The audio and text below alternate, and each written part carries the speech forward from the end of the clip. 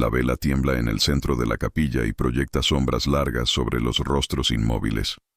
Nadie parpadea. Nadie respira demasiado fuerte. El aire huele a cera derretida, madera húmeda y algo más antiguo. Algo que no tiene nombre pero que todos reconocen cuando entra en sus pulmones. En el altar, un cuerpo descansa bajo un paño blanco bordado con hilos oscuros. Las manos del difunto están cruzadas sobre el pecho, y alguien ha colocado flores secas entre sus dedos. Pero nadie llora, porque aquí, la muerte no es el final. Es solo el momento en que el alma busca un nuevo hogar. Los líderes entran despacio, con túnicas que rozan el suelo de tierra. Sus capuchas ocultan sus rostros, pero todos saben quiénes son. Llevan años guiando el ritual del retorno. Años convenciendo a los fieles de que el espíritu nunca abandona la congregación, solo cambia de forma. Uno de ellos sostiene una copa de barro. Otro lleva un libro con páginas amarillentas y manchadas. El tercero solo observa, con las manos unidas frente al pecho, como si rezara en silencio. Pero no reza, está eligiendo. Sus ojos recorren los bancos de madera, uno por uno, buscando al próximo portador. Una mujer en la segunda fila comienza a temblar. No sabe por qué, solo siente que algo la está mirando desde dentro.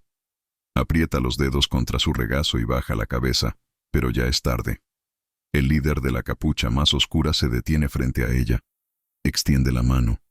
Ella no se mueve. Él espera. La congregación entera guarda silencio.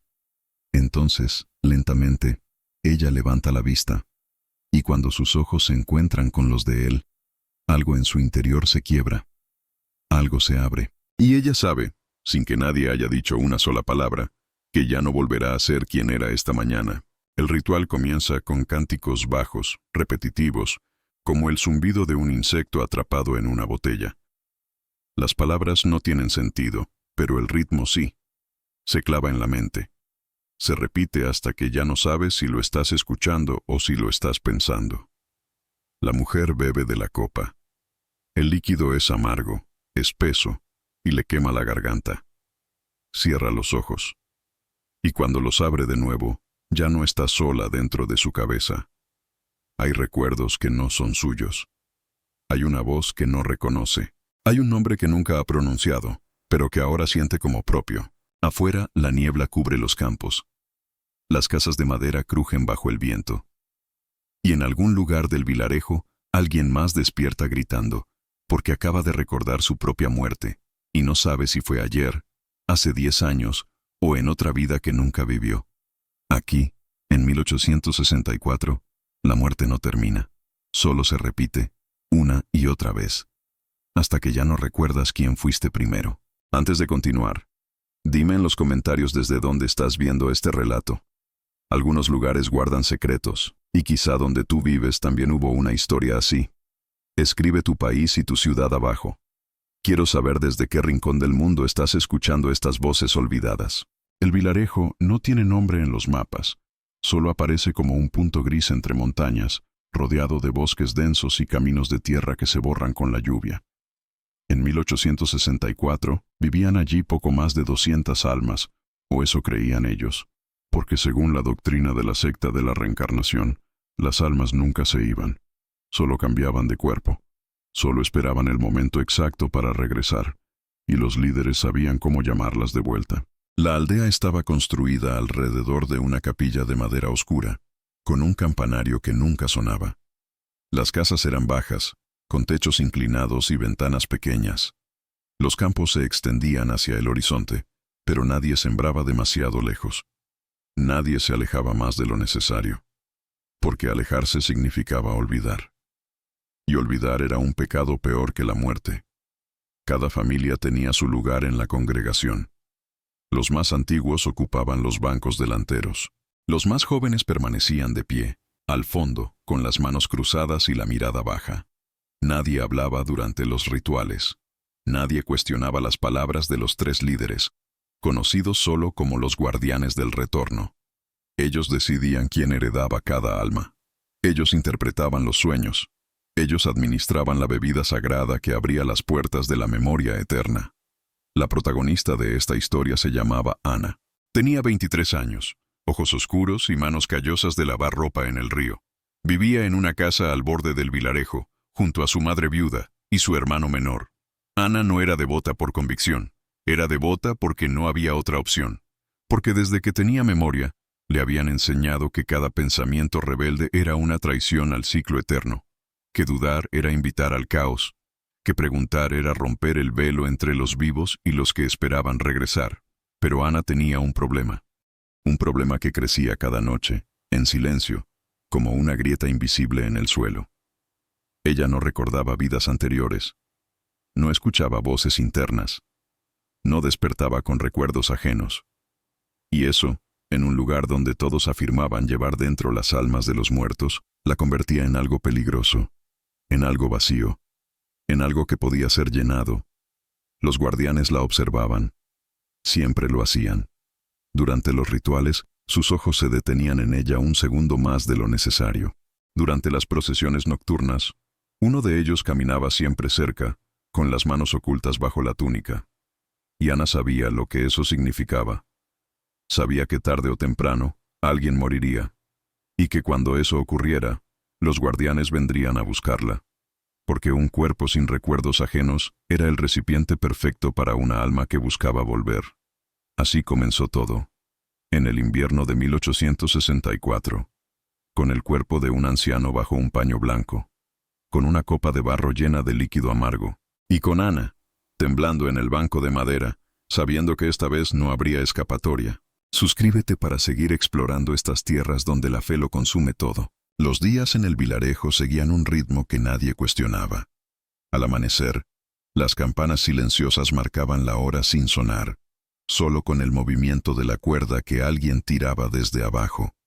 Era una señal, un recordatorio de que el tiempo aquí no transcurría como en otros lugares.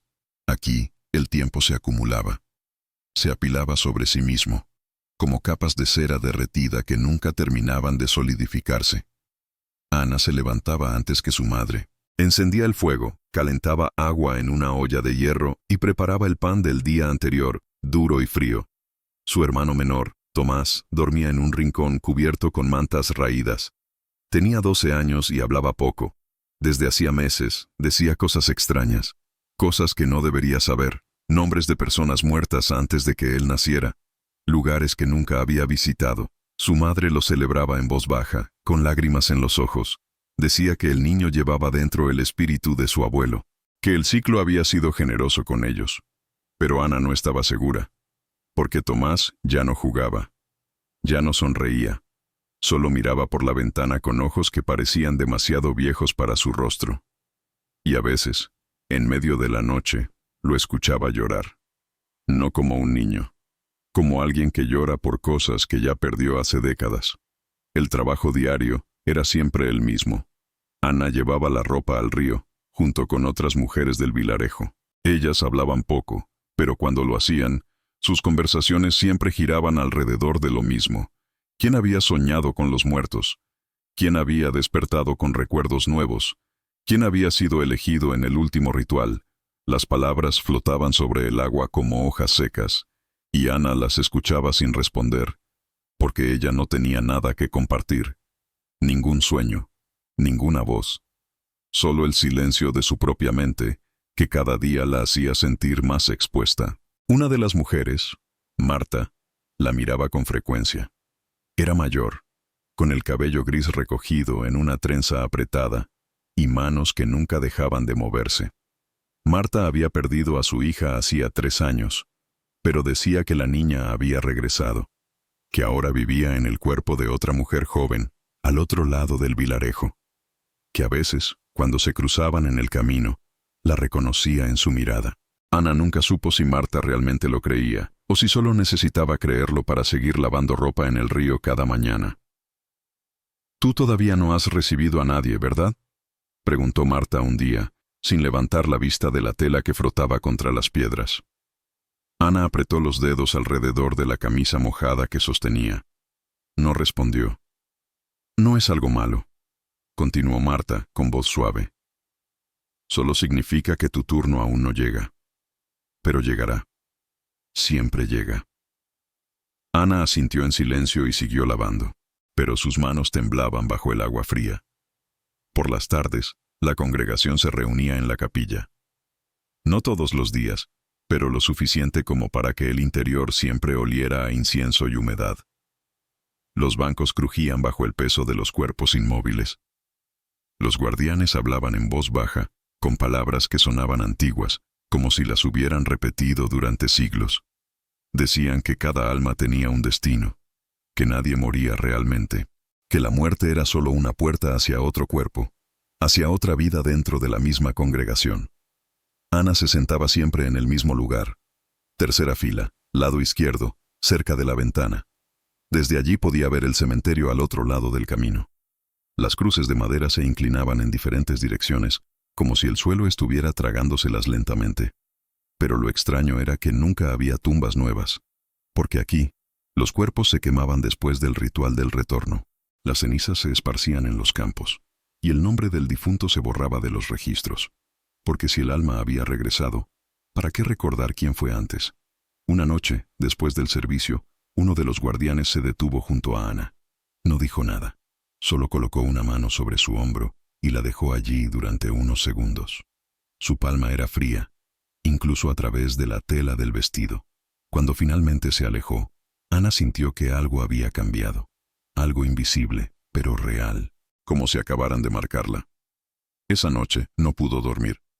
Se quedó sentada junto a la ventana, mirando la niebla que cubría los campos. Y por primera vez en mucho tiempo, se permitió pensar en algo prohibido.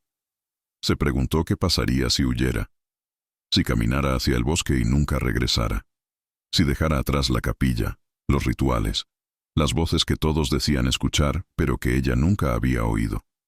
Pero entonces recordó a su hermano, a su madre, a las mujeres del río, y supo que no había escapatoria, porque huir no era solo alejarse de un lugar, era traicionar el ciclo eterno, era condenarse a ser olvidada. Y aquí, ser olvidada era peor que cualquier muerte. Así que Ana cerró los ojos, apoyó la frente contra el vidrio frío, y esperó, porque sabía que pronto alguien moriría, y que cuando eso ocurriera, los guardianes vendrían por ella, no con violencia, no con amenazas, solo con una copa de barro, y con palabras repetidas tantas veces que ya no sonaban como mentiras, sonaban como verdad, como destino, como lo único que siempre había sido real. Y en algún lugar del vilarejo, bajo la niebla y el silencio, alguien tosió en la oscuridad. Un sonido húmedo, débil, que se apagó lentamente.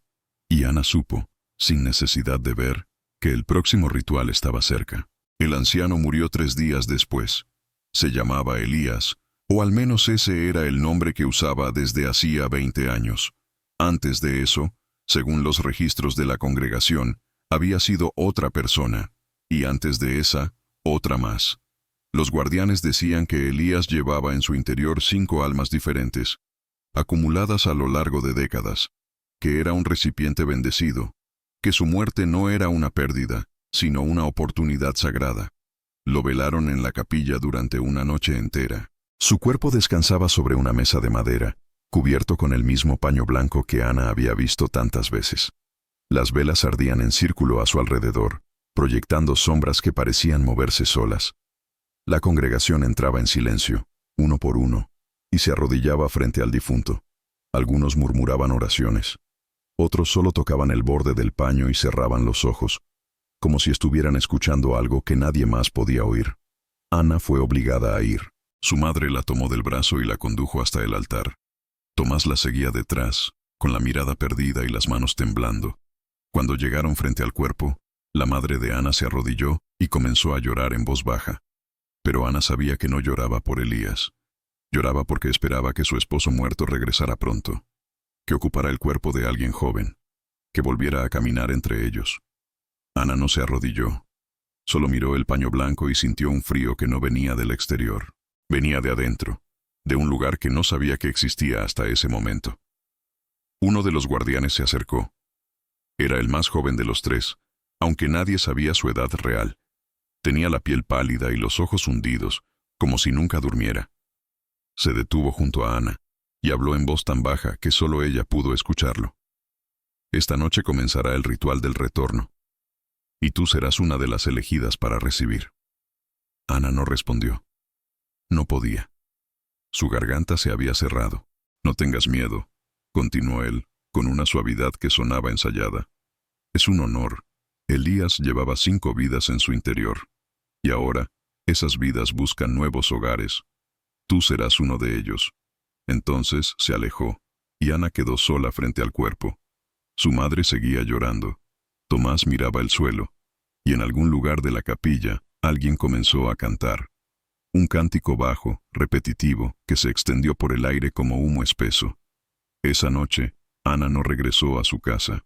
Los guardianes la condujeron, junto con otros 4 devotos, a una habitación en la parte trasera de la capilla. Era un espacio pequeño, sin ventanas, iluminado solo por velas. En el centro había una mesa con 5 copas de barro. Y detrás de la mesa, los 3 guardianes esperaban con las manos ocultas bajo sus túnicas. Los otros 4 elegidos eran todos mayores que Ana, 2 hombres y 2 mujeres. Todos habían participado en rituales anteriores. Todos sabían lo que venía. Pero Ana no. Y eso la hacía vulnerable. La hacía perfecta. El ritual comenzó con silencio. Los guardianes encendieron más velas. El aire se volvió denso, difícil de respirar.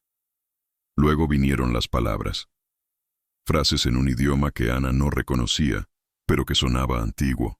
Palabras que se repetían una y otra vez, hasta que dejaban de ser palabras y se convertían en sonido puro, en vibración, en algo que entraba por los oídos y se instalaba en el centro del cráneo. Entonces les dieron las copas. El líquido era oscuro, casi negro, y olía a tierra mojada y hierbas amargas. Ana miró a los otros. Todos bebieron sin dudar. Ella fue la última. Levantó la copa con manos temblorosas y la llevó a sus labios. El sabor era peor de lo que había imaginado. Quemaba. Se deslizaba por su garganta como algo vivo. Y entonces, todo cambió. Al principio fue solo un mareo. Una sensación de flotar, como si el suelo se hubiera convertido en agua. Luego vinieron las imágenes, fragmentos, rostros que no conocía, voces que no reconocía, un campo bajo la lluvia, una mujer llorando frente a una tumba, un niño corriendo entre los árboles, todo mezclado, todo superpuesto, como si estuviera viendo la vida de alguien más a través de un vidrio roto. Los guardianes seguían hablando. Sus voces se entrelazaban con las imágenes, guiándolas, moldeándolas. Decían nombres, decían fechas, decían cosas que Ana no sabía si eran ciertas o inventadas. Pero su mente, aturdida por la bebida y por las horas sin dormir, comenzó a aceptarlas. Comenzó a creer. Y en algún momento, ya no supo dónde terminaba ella y dónde comenzaba otra persona. Uno de los hombres comenzó a llorar. Decía que recordaba su propia muerte, que había caído en el río, que el agua fría le había llenado los pulmones. Una de las mujeres reía y lloraba al mismo tiempo, repitiendo el nombre de alguien que no estaba en la habitación. Y Ana, sentada en el suelo con la espalda contra la pared, sentía que su cabeza se partía en 2. Había una voz dentro de ella. No era su voz, era más grave, más cansada, y decía cosas que ella nunca había pensado. Decía que conocía este lugar, que había vivido aquí antes, que había muerto aquí. Los guardianes se arrodillaron frente a ella. Uno de ellos le tomó las manos. «¿Quién eres?», preguntó. Ana abrió la boca, pero no fue su voz la que respondió. «Elías», dijo, y en ese momento, algo dentro de ella se rompió, o se abrió, o se llenó con algo que no debería estar allí, y ya no supo si estaba mintiendo, si estaba soñando, o si realmente había dejado de ser Ana. Afuera, el viento golpeaba las paredes de madera, la niebla cubría los campos, y en algún lugar del vilarejo, alguien más despertaba gritando, porque el ritual del retorno nunca terminaba con una sola persona. Se extendía, se multiplicaba, y cada vez que alguien bebía de la copa, la frontera entre los vivos y los muertos se volvía un poco más difusa, hasta que ya nadie sabía quién había sido primero. Ana despertó en el suelo de la habitación, con el sabor a metal en la boca y el cuerpo entumecido. Las velas se habían consumido casi por completo. Los otros 4 elegidos seguían allí, algunos dormidos, otros mirando al techo con los ojos abiertos pero vacíos. Los guardianes ya no estaban. Solo quedaba el olor a incienso y a algo más. Algo parecido al sudor frío del miedo. Se levantó despacio, apoyándose contra la pared. Le dolía la cabeza, le dolía el pecho, y había algo más, algo que no podía nombrar, una presencia, no afuera, adentro, como si alguien más estuviera respirando junto a ella, usando sus pulmones, viendo a través de sus ojos. Salió de la habitación sin hacer ruido. El pasillo de la capilla estaba oscuro. Las tablas del suelo crujían bajo sus pies descalzos. Afuera, el amanecer apenas comenzaba a romper la niebla. Todo estaba en silencio. Pero era un silencio pesado. Un silencio que observaba. Cuando llegó a su casa, su madre la esperaba en la puerta. No dijo nada. Solo la miró con ojos hinchados y una expresión que Ana no supo interpretar. ¿Era alivio? ¿Era miedo? ¿Era orgullo? Su madre la abrazó brevemente, sin fuerza, y luego la dejó entrar. Tomás estaba sentado en el rincón, con las rodillas contra el pecho. Cuando vio a Ana, algo en su mirada cambió. Se puso de pie despacio y caminó hacia ella. La observó en silencio durante un momento largo. Luego habló, con una voz que no sonaba del todo como la suya. ¿Quién eres ahora? Ana sintió un escalofrío. No respondió, porque no sabía la respuesta. Los días siguientes fueron extraños. Ana seguía haciendo las mismas tareas. Lavaba ropa en el río, encendía el fuego, preparaba la comida. Pero todo parecía ligeramente desplazado, como si estuviera viendo su propia vida desde afuera. Y a veces, cuando estaba sola, escuchaba cosas, fragmentos de conversaciones que nunca había tenido, recuerdos de lugares que nunca había visitado. Una vez, mientras cortaba pan, su mano se detuvo a mitad del movimiento. Y por un segundo, estuvo completamente segura de que había hecho eso antes. Exactamente así. En esta misma cocina, pero con otras manos. Las mujeres del río la miraban diferente, ya no con lástima, ahora con algo parecido al respeto, o al temor. Marta se acercó una mañana y le tocó el brazo con cuidado, como si estuviera probando si Ana seguía siendo real. ¿Ya sabes quién vive en ti?, preguntó. Ana negó con la cabeza. Dale tiempo, dijo Marta. A veces tarda semanas, a veces toda una vida. Pero siempre llega el momento en que lo sabes, y cuando lo sepas, ya no estarás sola. Esa noche, hubo una procesión. Era algo que ocurría después de cada ritual del retorno. Toda la congregación caminaba por los campos, con velas en las manos y capuchas cubriendo sus rostros. Los guardianes iban al frente, cantando en voz baja, y detrás de ellos, los 5 elegidos. Ana entre ellos. Caminaron durante horas. El frío mordía la piel. La niebla se enroscaba alrededor de sus piernas como algo vivo. Y en algún momento, en medio del campo, se detuvieron. Los guardianes formaron un círculo, y en el centro, colocaron las cenizas de Elías, contenidas en una urna de barro. Uno de los guardianes habló. Su voz resonaba bajo la capucha. Las almas no se pierden, solo se mueven. Y ustedes, los elegidos, son ahora los portadores. Elías vive en uno de ustedes, quizá en todos, y con el tiempo lo sabrán, porque él les hablará. Les mostrará quién fue. Y ustedes entenderán que la muerte no existe, solo existe el retorno. Luego esparcieron las cenizas. El viento las llevó hacia los campos, hacia los árboles, hacia la nada. Y cuando terminó, la congregación comenzó a caminar de regreso en silencio. Pero Ana se quedó atrás. Solo un momento. Lo suficiente para mirar el lugar donde las cenizas habían caído. Y por primera vez desde el ritual, sintió algo claro. No era miedo, no era confusión, era rabia. Porque en ese instante, supo que todo esto era mentira. O al menos, supo que algo no encajaba. Que las voces en su cabeza no eran reales. Que los recuerdos no eran suyos. Que todo esto era algo fabricado. Algo repetido tantas veces que ya nadie recordaba cómo había comenzado. Pero antes de que pudiera pensar más, alguien se acercó por detrás. Era un hombre. No llevaba túnica. No era uno de los guardianes. Era mayor, con el cabello gris y la barba descuidada. Vestía ropas simples, sucias de tierra, y la miraba con una intensidad que la hizo retroceder. «No bebas más de la copa», dijo en voz baja. Ana lo miró sin entender. Si vuelven a llamarte, no bebas. Solo finge. Y después, búscame. ¿Quién eres?, preguntó Ana. El hombre no respondió.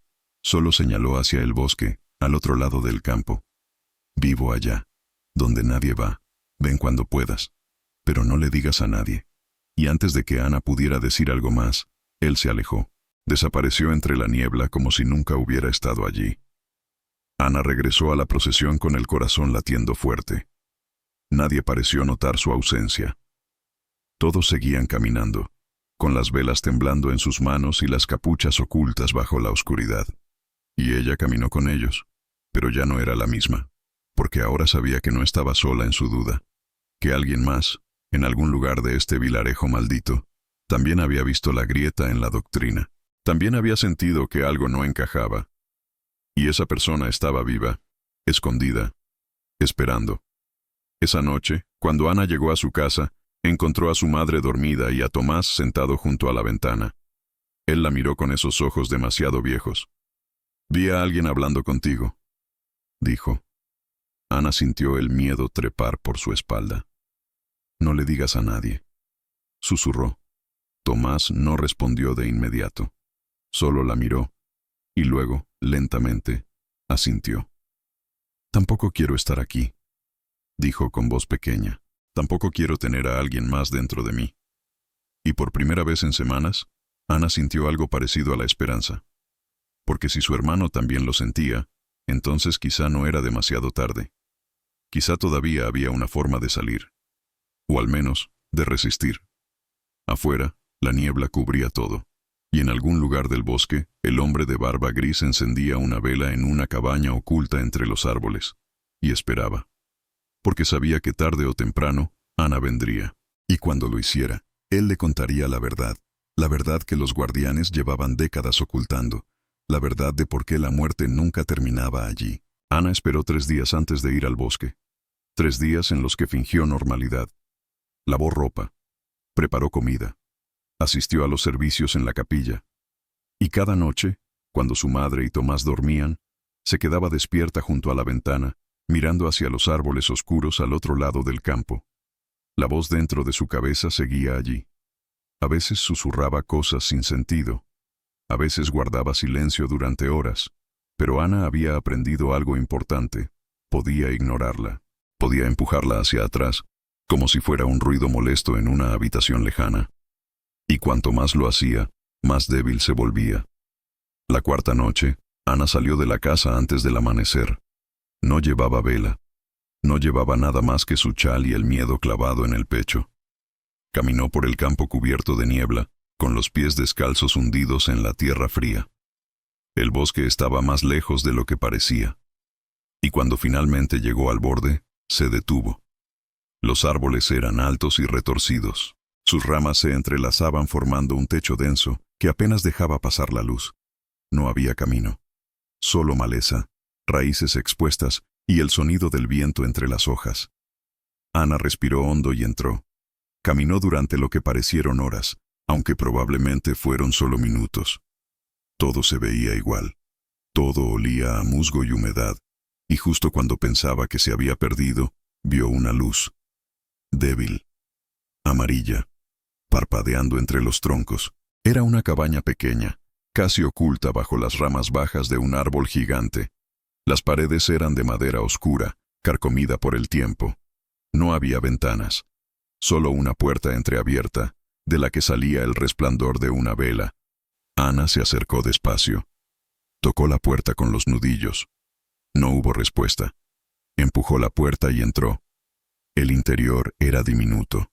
Una mesa, una silla, un catre en el rincón. Y en el centro, sentado con las piernas cruzadas, estaba el hombre de barba gris. La miraba como si la hubiera estado esperando toda la vida.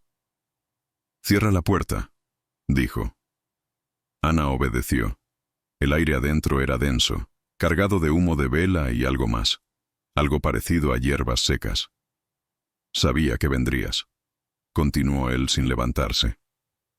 «Todos los que dudan, tarde o temprano vienen». «¿Quién eres?», preguntó Ana. «Me llamo Simón». O al menos ese era mi nombre antes de que intentaran quitármelo. Ahora solo soy el hombre que vive donde nadie mira. Se puso de pie despacio. Era más alto de lo que Ana recordaba, y sus ojos, aunque cansados, brillaban con algo que ella no había visto en mucho tiempo: lucidez. Los guardianes dicen que tú también pasaste por el ritual, dijo Ana. Pasé por muchos, respondió Simón, con una sonrisa amarga. Más de los que puedo contar. Y cada vez me decían que alguien había regresado dentro de mí. Me daban nombres. Me contaban historias. Y yo, como todos, empezaba a creerlas. Porque cuando te privan de sueño, cuando te dan esa bebida, cuando repiten las mismas palabras una y otra vez, tu mente se quiebra y empieza a inventar, empieza a llenar los vacíos con lo que ellos te sugieren. Ana sintió que algo frío le recorría la espalda. ¿Entonces no es real? ¿Las almas no regresan? Simón negó con la cabeza. No de la forma en que ellos dicen. Lo que realmente ocurre es mucho más simple y mucho más oscuro. Los guardianes no guían almas, guían mentes. Toman a personas vulnerables, las drogan, las confunden y las convencen de que son alguien más. Y con el tiempo, esas personas empiezan a actuar como esa otra persona. Empiezan a recordar cosas que nunca vivieron. Porque la mente humana es débil, Ana, especialmente cuando está asustada. Se acercó a la mesa y sacó un libro viejo, con las páginas amarillentas y manchadas. Este es el registro real, el que los guardianes esconden. Lo robé hace años, antes de huir. Aquí están los nombres de todos los que han pasado por el ritual. Y si lo lees con cuidado, verás el patrón.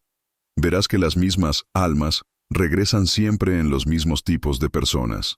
Los débiles, los solitarios, los que no tienen a nadie que los defienda. Y verás que cada vez que alguien empieza a dudar, simplemente desaparece. O muere. Y su muerte se convierte en el próximo ritual. Ana tomó el libro con manos temblorosas. Lo abrió. Y allí, en páginas llenas de nombres y fechas, vio la verdad. Vio que Elías había regresado 7 veces en los últimos 50 años. Siempre en personas jóvenes, siempre en personas sin familia fuerte. Y cada una de esas personas, eventualmente, había muerto. Y su muerte había generado otro ciclo. Es una trampa, dijo Ana, casi sin voz. Es un sistema, corrigió Simón. Un sistema de control. Si convences a la gente de que nunca mueren realmente, entonces no le temen a la muerte. Y si no le temen a la muerte, harán cualquier cosa por los líderes. Trabajarán sin descanso. Obedecerán sin cuestionar. Porque creen que todo es parte de un ciclo eterno. Pero no lo es. Solo es miedo disfrazado de fe. Ana dejó el libro sobre la mesa. Se sentía mareada. Todo lo que había creído, todo lo que le habían enseñado desde niña, se desmoronaba como ceniza bajo la lluvia. ¿Por qué no se lo dijiste a nadie?, preguntó. Lo intenté, respondió Simón. Hace años. Le hablé a mi esposa, a mis hijos. Pero ellos ya estaban demasiado adentro. Ya habían bebido demasiadas veces de la copa. Ya no podían distinguir entre lo que era real y lo que les habían enseñado a creer. Así que me fui. Me escondí aquí. Y desde entonces, observo. Y espero. Porque sé que algún día alguien más verá la grieta. Alguien más tendrá el coraje de dudar. Ana lo miró fijamente. ¿Y qué hago ahora? Simón se sentó de nuevo, con las manos sobre las rodillas. Eso depende de ti. Puedes volver. Fingir que sigues creyendo. Beber de la copa cada vez que te lo pidan. Y eventualmente, perderás la capacidad de distinguir entre tú y las voces que te ponen en la cabeza. O puedes resistir. Puedes aprender a fingir sin beber. Puedes quedarte aquí algunas noches, cuando necesites claridad. Y puedes esperar el momento adecuado para irte, porque tarde o temprano tendrás que irte. O ellos te matarán, como mataron a todos los que dudaron antes que tú. Ana sintió que las lágrimas comenzaban a quemarle los ojos. Pero no lloró, porque sabía que llorar no cambiaría nada, solo la haría más vulnerable. Tengo un hermano, dijo. No puedo dejarlo. Entonces tráelo, respondió Simón. Pero solo si estás segura de que él también quiere salir. Porque si lo traes y él todavía cree, Nos delatará a ambos. Ana asintió lentamente. Se puso de pie, y antes de salir, miró una última vez el libro sobre la mesa. ¿Puedo llevarlo? Simón negó con la cabeza. No, si los guardianes lo encuentran contigo, estarás muerta antes del amanecer. Pero puedes venir cuando quieras. Y puedes leerlo aquí. Todas las veces que necesites recordar que no estás loca. Que la locura está allá afuera, no aquí adentro. Ana salió de la cabaña en silencio. El bosque parecía menos oscuro ahora. O quizá ella solo había dejado de temerle. Caminó de regreso hacia el vilarejo con el corazón latiendo fuerte, pero con algo nuevo en el pecho. Algo parecido a la rabia, algo parecido a la esperanza. Y cuando llegó a su casa, Tomás la esperaba junto a la ventana. La miró con esos ojos viejos, y Ana supo que era hora de hablar. Era hora de decidir si salvaban a su hermano, o si lo perdían para siempre. Ana se sentó junto a Tomás en silencio. Afuera, la niebla comenzaba a deshacerse con los primeros rayos del amanecer. Su madre dormía en la habitación contigua, con la respiración pesada de quien lleva años cansada. Ana sabía que tenía poco tiempo, que cada palabra debía ser cuidadosa. Porque si Tomás no estaba listo, si todavía creía demasiado en el ciclo, entonces todo terminaría antes de empezar. ¿Dónde fuiste?, preguntó Tomás sin mirarla. Al bosque, respondió Ana, a hablar con alguien que sabe la verdad. Tomás giró la cabeza lentamente. Sus ojos, esos ojos que parecían llevar décadas de peso, la observaron con algo parecido al miedo. ¿Qué verdad? Ana respiró hondo. La verdad sobre el ritual, sobre las almas que supuestamente regresan, sobre todo lo que nos han dicho desde que nacimos. Tomás no respondió de inmediato. Solo bajó la mirada hacia sus manos. Eran manos pequeñas, de niño, pero las movía como si fueran viejas, como si cada gesto arrastrara el recuerdo de otra vida. Yo escucho cosas, dijo finalmente con voz baja. Cosas que no entiendo, nombres que no conozco, lugares donde nunca he estado. Y mamá dice que es el abuelo, que él vive en mí.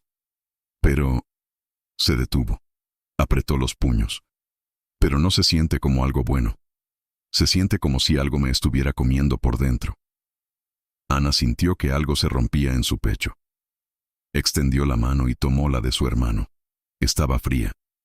No es el abuelo, dijo con firmeza. Es lo que ellos te hicieron creer.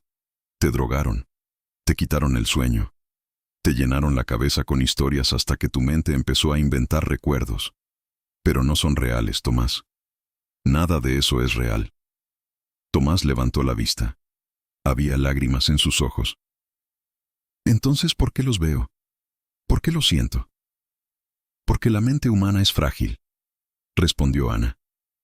Y ellos saben cómo romperla. Pero también sé que puedes resistir.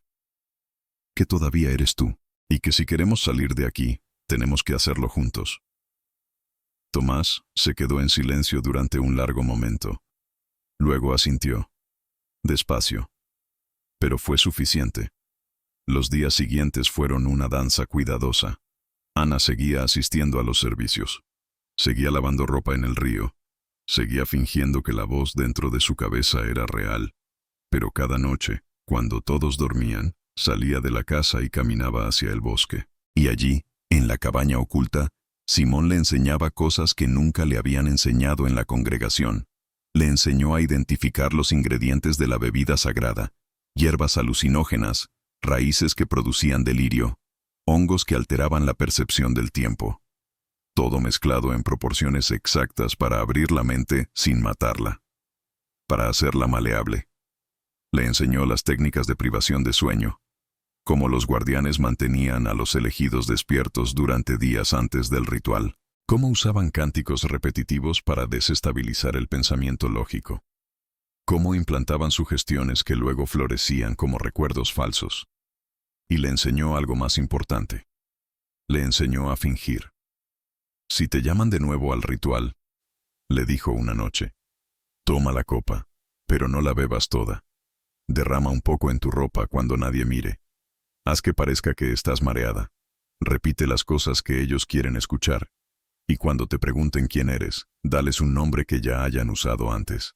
Uno que esté en el registro. Así confirmará su creencia. Y dejarán de observarte tan de cerca. Ana memorizó cada palabra. Y cuando, 2 semanas después, murió otra persona en el vilarejo, una mujer anciana llamada Lucía, Ana supo que su momento había llegado. El ritual fue idéntico al anterior. La misma habitación sin ventanas, las mismas velas, los mismos 5 elegidos. Pero esta vez, Ana estaba preparada. Tomó la copa. Fingió beber, y cuando el líquido tocó sus labios, dejó que la mitad se deslizara por su barbilla, hacia su vestido. Cerró los ojos, dejó que su cuerpo se balanceara, y esperó. Los guardianes hablaron.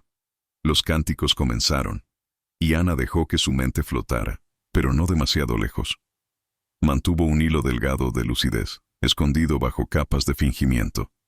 Y cuando uno de los guardianes le preguntó quién era, ella respondió con voz temblorosa: Lucía. Hubo un silencio. Luego, uno de los guardianes sonrió bajo su capucha. Bienvenida de regreso, hermana. Y así, Ana compró tiempo. Compró la ilusión de obediencia. Y durante las semanas siguientes, los guardianes dejaron de vigilarla tan intensamente. Porque ahora, ella era parte del ciclo. Ahora, era una prueba viviente de que la doctrina funcionaba. Pero en secreto, Ana y Tomás planeaban. Guardaban comida seca. Escondían mantas. Y cada noche, Ana visitaba a Simón en el bosque, trazando un mapa mental del camino más seguro para huir. «Tienen que irse antes del próximo invierno», dijo Simón una noche. «Porque cuando llegue el frío, cerrarán los caminos, y nadie podrá salir sin que lo noten». «¿Y tú?», preguntó Ana. «¿Vendrás con nosotros?». Simón negó con la cabeza. «Yo ya estoy demasiado viejo y demasiado cansado. Pero ustedes todavía tienen tiempo. Todavía pueden vivir una vida fuera de este lugar maldito». Ana sintió una opresión en el pecho. «¿Y nuestra madre?». Simón la miró con tristeza. «Tu madre ya no puede ser salvada. Ella cree, y esa creencia es lo único que la mantiene viva. Si intentas llevártela, ella los delatará. No por maldad, sino porque para ella, huir es lo mismo que condenarse». Ana sabía que tenía razón, pero eso no hacía que doliera menos. La decisión final llegó una noche de luna llena. Ana despertó a Tomás en silencio. Le puso una manta sobre los hombros, y juntos, sin hacer ruido, salieron de la casa. Su madre seguía durmiendo, y Ana no se permitió mirar atrás. Caminaron por el campo cubierto de niebla. Pasaron junto a la capilla oscura, con sus velas apagadas y sus secretos enterrados. Y cuando llegaron al borde del bosque, Tomás se detuvo. «¿Y si no hay nada más allá?», preguntó con voz pequeña. Ana se arrodilló frente a él, lo miró a los ojos. «Aunque no haya nada, será mejor que esto, porque aquí no somos nosotros. Aquí somos lo que ellos quieren que seamos. Y yo prefiero ser nadie en un lugar libre, que ser alguien más en un lugar que me devora». Tomás asintió. Y juntos entraron al bosque.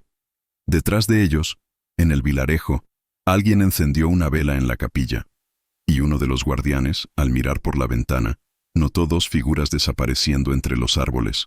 No se movió de inmediato. Solo sonrió bajo su capucha, porque sabía que el bosque era grande, y que nadie salía de él sin perderse primero. Y en la oscuridad comenzó a sonar una campana, lenta, profunda, llamando a la congregación, porque había 2 almas que acababan de romper el ciclo, y eso no podía quedar sin castigo. Nunca se supo con certeza si Ana y Tomás lograron salir del bosque. Los registros del vilarejo no mencionan sus nombres después de esa noche. No hay tumbas, no hay cenizas, solo un espacio en blanco en las páginas del libro sagrado, como si nunca hubieran existido. Algunos devotos dijeron que los vieron regresar días después, con los ojos vacíos y las manos manchadas de tierra, caminando de vuelta hacia la capilla como sonámbulos. Otros juraron que sus almas quedaron atrapadas en el bosque, condenadas a vagar eternamente por haber roto el ciclo. Pero nadie pudo confirmarlo, porque en ese lugar la verdad y la mentira eran la misma cosa. y ambas se alimentaban del miedo. 100 años después, un historiador llegó al lugar donde alguna vez estuvo el vilarejo. Ya no quedaba nada. Solo ruinas de madera podrida, piedras cubiertas de musgo, y un silencio tan profundo que parecía tener peso. Entre los escombros de lo que había sido la capilla, encontró una caja de metal oxidada. Dentro había cartas, diarios, y el registro que Simón había robado décadas atrás. Páginas llenas de nombres repetidos, de ciclos inventados, de vidas que nunca existieron, pero que fueron creídas con tanta fuerza que se volvieron reales en la mente de quienes las llevaban. El historiador leyó durante horas, bajo la luz tenue de su linterna, y cuando terminó, cerró el libro despacio, porque entendió algo terrible, que la secta de la reencarnación no había desaparecido por intervención divina, ni por rebelión, ni por enfermedad. Había desaparecido porque eventualmente nadie supo quién era realmente. Todos llevaban tantas vidas dentro que dejaron de poder funcionar, dejaron de poder comer, dejaron de poder dormir, y simplemente se apagaron, uno por uno, hasta que el último devoto murió susurrando un nombre que no era el suyo. El historiador cerró la caja, la llevó consigo, y nunca publicó lo que encontró, porque supo que algunas historias no deben ser contadas, no porque sean falsas, sino porque son demasiado ciertas, porque muestran algo que la humanidad prefiere no mirar, que la fe, cuando se tuerce lo suficiente, puede convertirse en la prisión más perfecta, una prisión sin muros, sin cadenas, solo voces, solo repetición, solo el eco interminable de algo que nunca debió empezar. Y en algún lugar, en un bosque que ya no aparece en los mapas, dos figuras siguen caminando. O quizá nunca salieron. O quizá salieron hace décadas y ahora viven vidas tranquilas, con otros nombres, en otros lugares. Nadie lo sabe. Porque aquí, la muerte nunca terminaba. Y la libertad tampoco. Comenta abajo qué sensación te dejó esta historia. Y comparte este video si la fe también te ha hecho temblar.